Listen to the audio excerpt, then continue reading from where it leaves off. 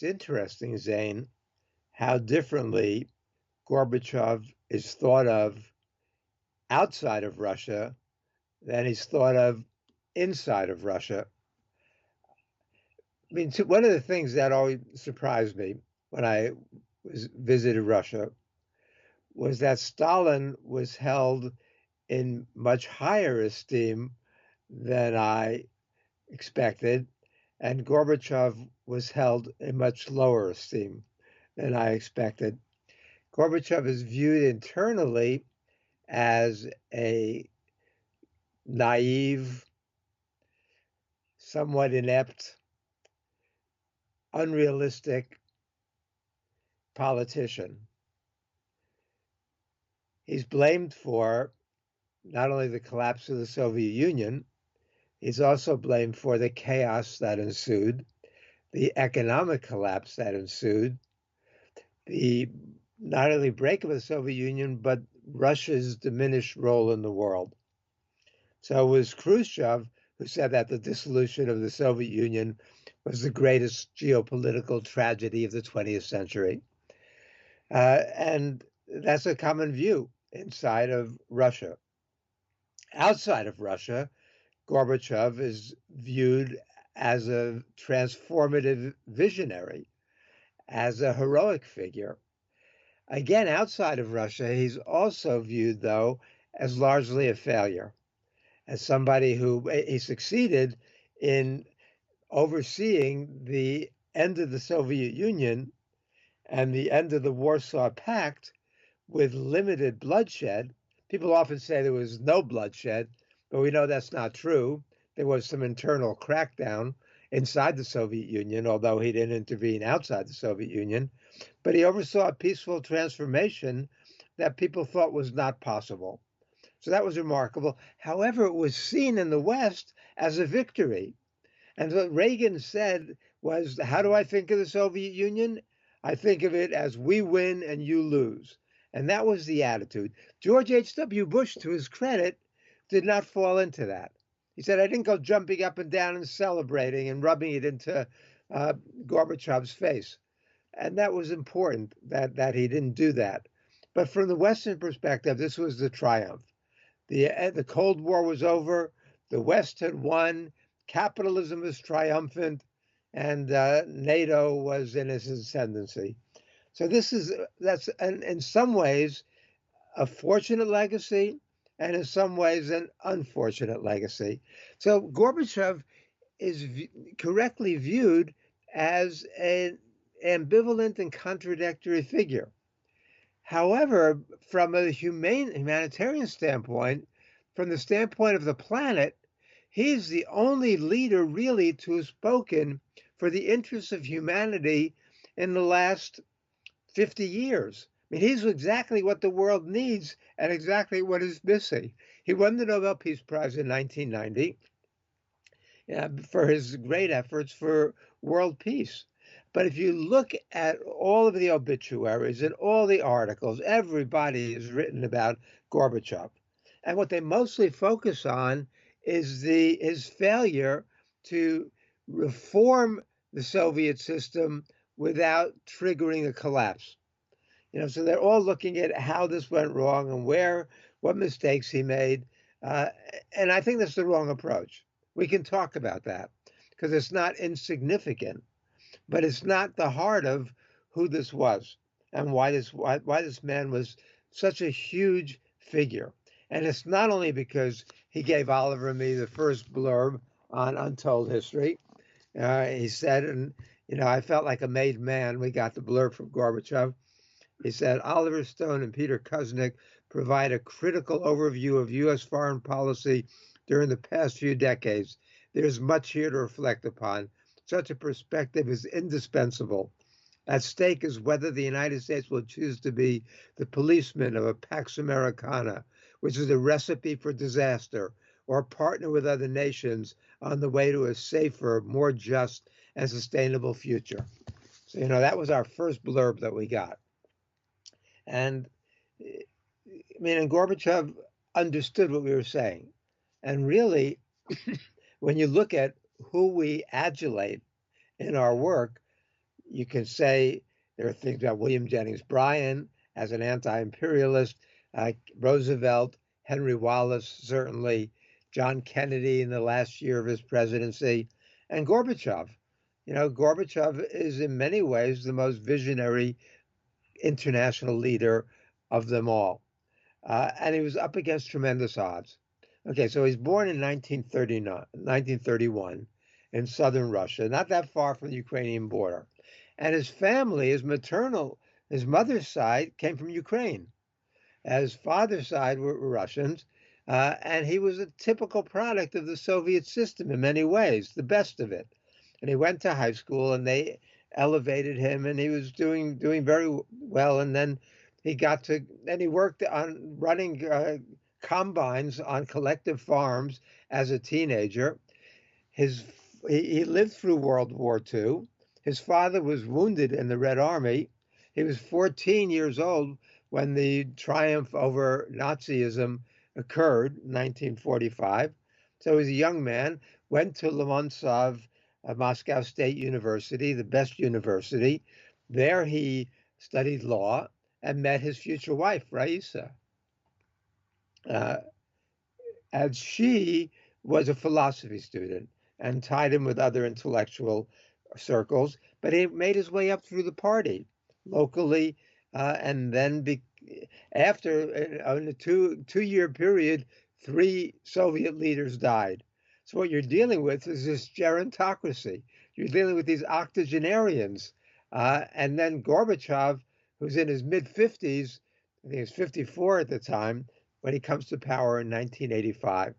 And unlike these older sclerotic leaders, he's got this vision of how to change the Soviet Union. And the Soviet Union was in many ways not only dysfunctional, but highly corrupt at that point. It's interesting about Gorbachev that he was a Leninist, a true Leninist, and had studied Lenin and thought about Lenin, and was not a Leninist in practice, because Lenin was brutal, Lenin was ruthless in many ways. But Lenin had a vision that Gorbachev shared. And maybe some people think that Gorbachev's shortcoming was that he wasn't more critical of Lenin, didn't appreciate Lenin's role in creating the dark side of the Soviet Union.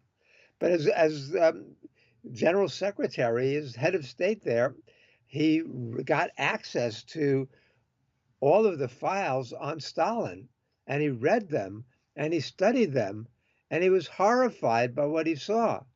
And that was the gratuitous brutality of Stalinism.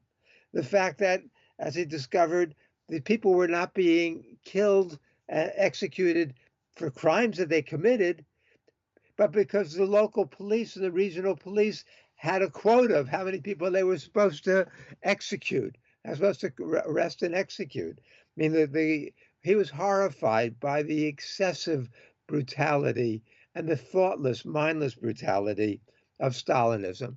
And he hated that. And he hated the repressive aspects of the Soviet system. And he wanted to change it. And he knew what they were up against. Pervasive corruption. It still is pervasive corruption in Russia. My friends, even those who are supporters of the regime, complain constantly about the corruption. I have a close friend whose daughter was getting to be of college age, and I asked if she was going to apply to Moscow State University, the best school. He said no, because you need too much money to bribe people, to get people in there. I mean, so there's that kind of corruption existed then. You also have this bureaucracy. You have this gerontocracy. But the major problem that confronted the Soviets was the enormous amount of their GDP that went into military spending. It was estimated that 25% of their GDP was wasted on military spending. And much of that was even wasteful itself. It was a military industrial complex welfare state inside the Soviet Union. They were producing 20 times as many tanks as the United States. Just wasteful production for the sake of production, and without any of the creative energy that was needed to really transform things. But he tried to do that. And so he started with his policy of perestroika. And perestroika meant restructuring. And he knew that he had to fundamentally restructure the Soviet economy. But first of all, his timing was bad because between 1983 and 1986, he comes to power in 85. He comes to power in the midst of this sharp decline in oil prices. Okay, so the Soviet economy, which had been stagnant already in the 1970s, now in the 1980s was suffering from this sharp collapse of oil prices, which was fueling the economy. So that's really a large part of what the economy was based on, was again, like today, what we see now in terms of energy and raw materials production.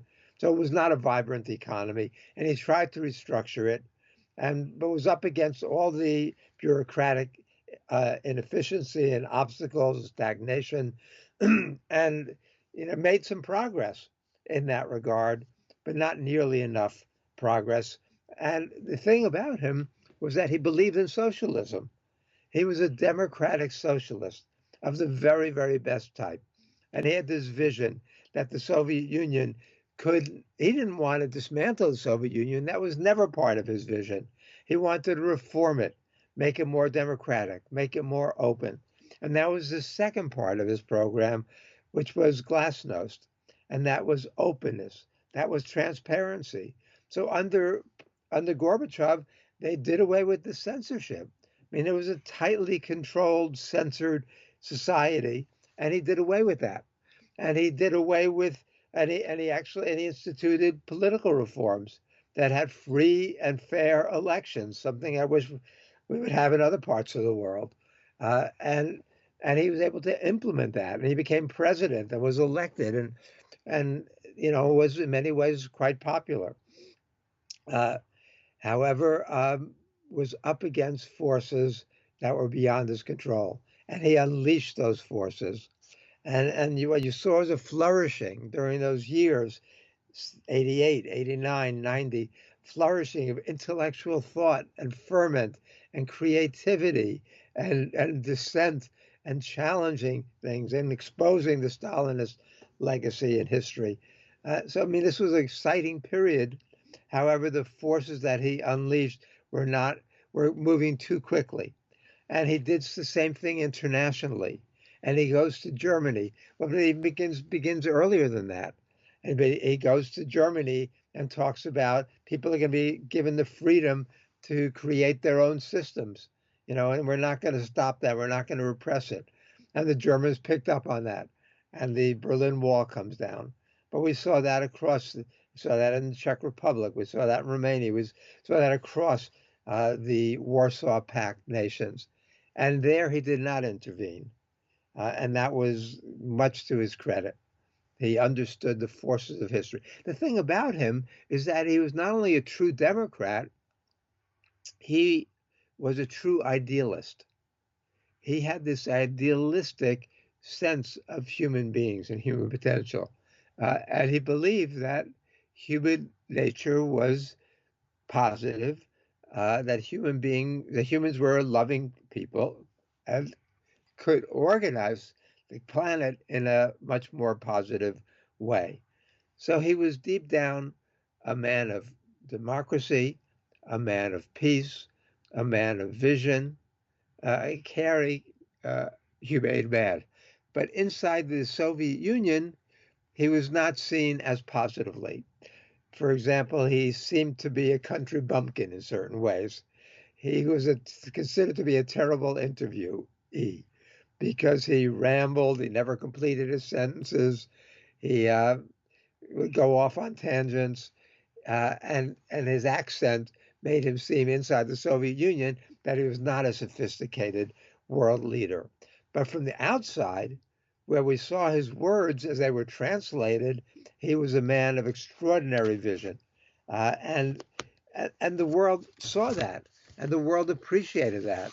And his 1988 speech, effectively ending the Cold War, calling for drastic reduction of Soviet troops, making them only defensive, saying effectively that we need world peace and that the Cold War is over, was extraordinary. The things that he said in, I think it was December 1988 UN speech, at a time when the world was optimistic about the possibility of peace. And he was the face of that. Let me read to you from a the New York Times editorial on May 21st, 1989. It began, imagine that an alien spaceship approached Earth and sent the message, take me to your leader. Who would that be? Without doubt, Mikhail Sergeyevich Gorbachev, according to the New York Times. He was the leader of the world in 1989 and deserved to be.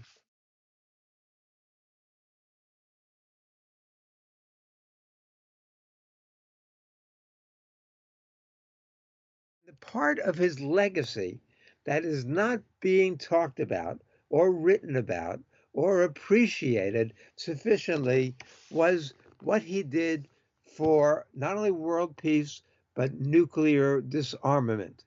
And so he comes to office in March of, or in, I think it was March 1985, and with his agricultural background, like Henry Wallace, and he wrote a letter to Reagan on March 24th, 1985. Now you have to remember, Reagan was, in some ways, this Neanderthal.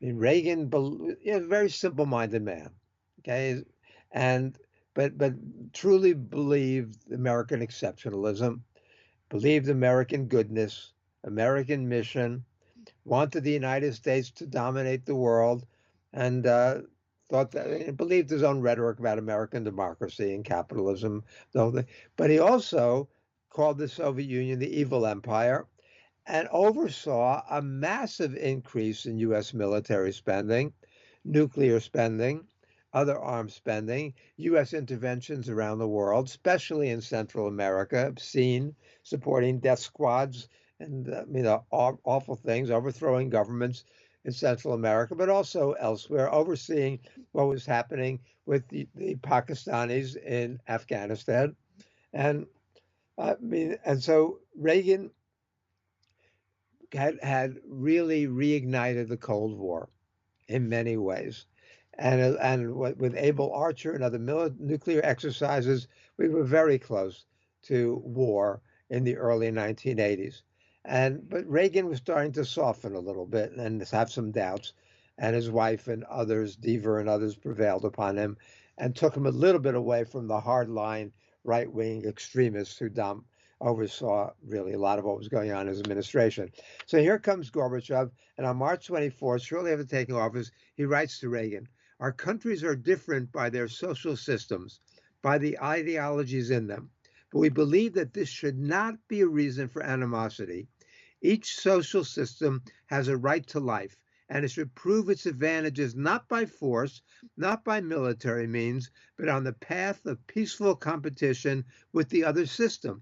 And all people have the right to go the way they have chosen themselves without anybody imposing his will on them from outside. It comes right out of Henry Wallace, comes right out of the late John F. Kennedy, his AU commencement address.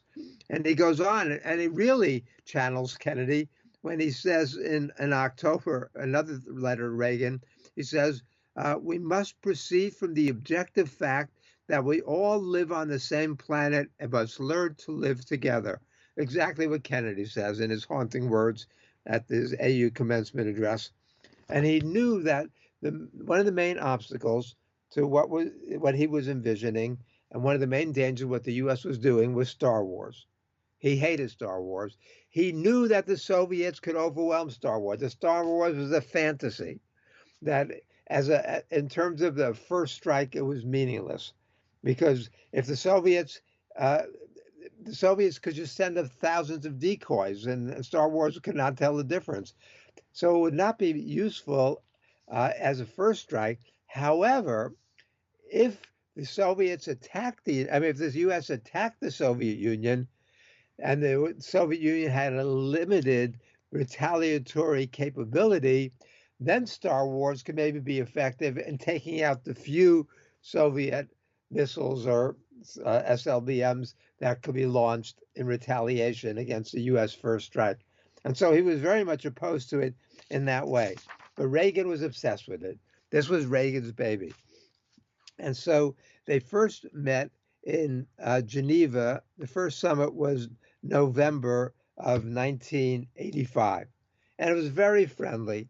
They didn't agree ideologically, but they hit it off because Gorbachev was a people person, and Reagan, in his own sense, was too. And they toasted each other warmly.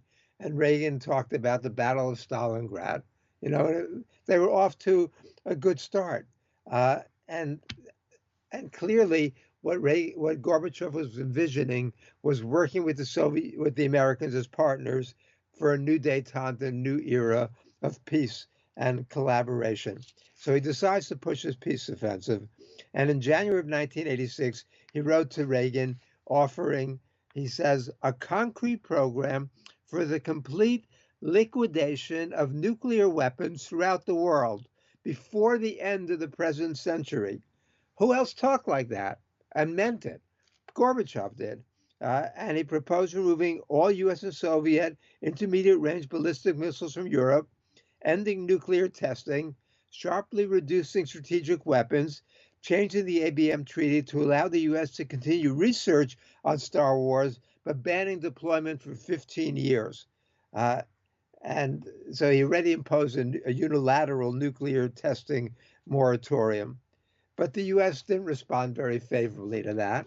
And so, and then they had the Chernobyl accident. That was April 26, 1986, which made Gorbachev realize that reactor which almost contaminated much of Europe with nuclear waste, was 1/3 the size of the smallest nuclear weapon.